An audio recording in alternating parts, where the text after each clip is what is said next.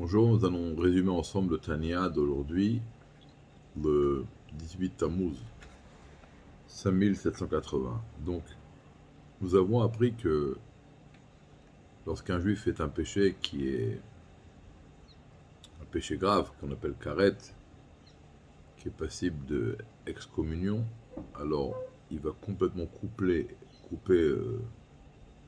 le rapport, la corde qu'il y a qui relie la partie de Neshama qui est dans son corps avec la partie de la Shrina qui est en haut, et donc automatiquement il ne pouvait pas vivre plus que 50 ou 60 ans en fonction du péché.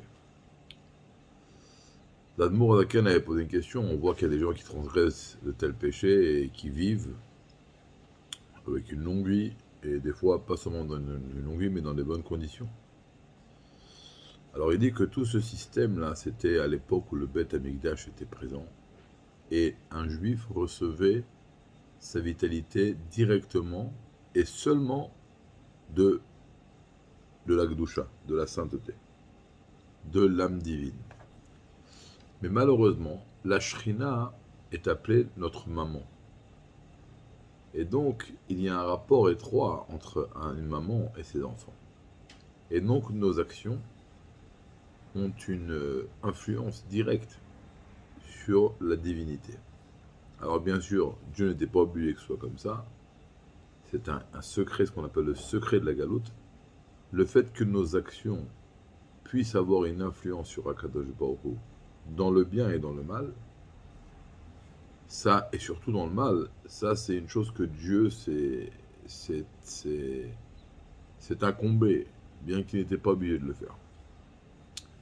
Et donc après que Dieu s'est incombé ce système-là, il faut savoir que nous, lorsque nous sommes descendus de niveau, on a fait également descendre la Shrina de niveau.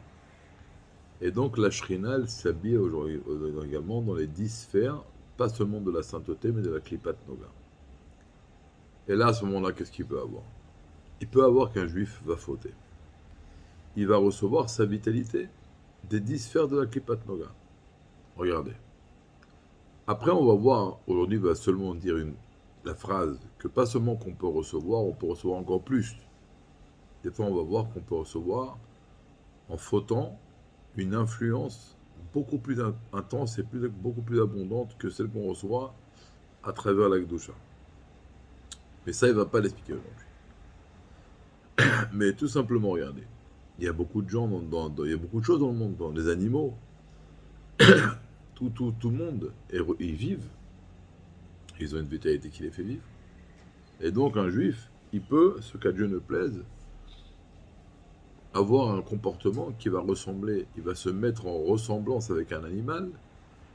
Et de la même façon qu'un animal reçoit sa vitalité de la Shrina, mais parce qu'elle descend par l'intermédiaire des 10 sphères de la Klipat Noga, et bien de la même façon, un juif qui faute peut recevoir sa vitalité comme un animal.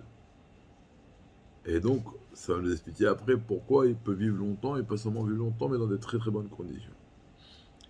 Alors, comme on l'a dit auparavant, il va bien expliquer pourquoi en exil, c'est pas seulement qu'on peut recevoir une vitalité, mais des fois plus grande et plus puissante que celle qu'on recevait pendant l'exil, pendant le Beth Amikdash.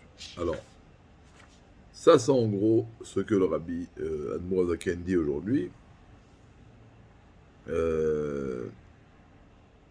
Voilà, donc tout simplement, après demain, il va expliquer aujourd'hui que c'est l'homme qui a le libre arbitre. C'est l'homme qui a le libre arbitre.